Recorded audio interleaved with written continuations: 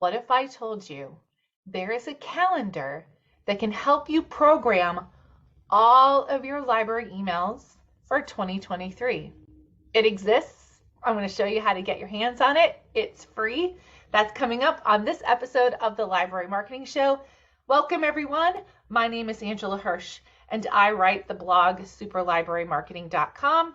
It's a place where I try to help out with library marketing tips and tricks. I hate that word, but it's tips, tricks, and other advice. You can head there and click on the Library Marketing Show tab to ask for a topic for a future episode or to nominate your library or another library for Kudos. We're going to give Kudos out in a moment. Before we do, if you have not yet subscribed to my YouTube channel, please do so. Click the big old red subscribe button down there. If you're watching on LinkedIn, please follow me so you get a notification whenever I post. All right. Here it is. There's this guy. His name is Jay Schwedelson.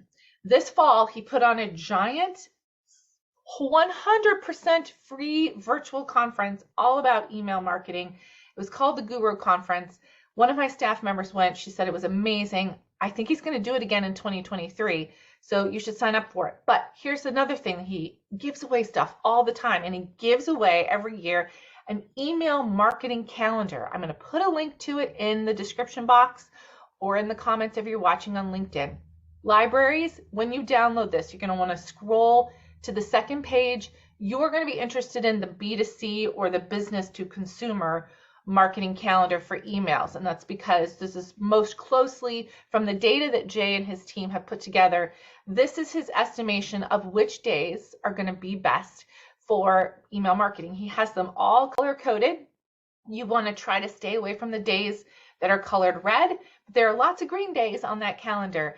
And if you are really struggling with your email marketing and you're wondering if maybe it's the day that you're sending all of your emails, use Jay's calendar as a starting point. And then, of course, you're going to gather data on your own library emails, your open, your click rates, your unsubscribe and bounce rates, and most importantly, are people taking an action from your newsletters and from your emails? And you're going to use that data to determine how closely you should follow Jay's calendar.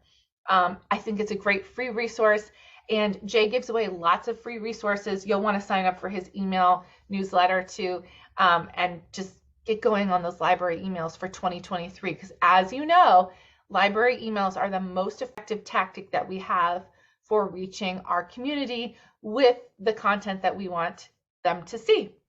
And I'm curious, as you're doing your library emails, how do you decide what day and what time you're going to be sending them? Let's start a conversation down in the comments. Let your fellow viewers know how you figure it out, and maybe somebody can give you advice, or you can help somebody out who might be struggling with when to send their emails. That's your free resource. And now it's time to do Kudos. And Kudos today goes to the Milwaukee Public Library.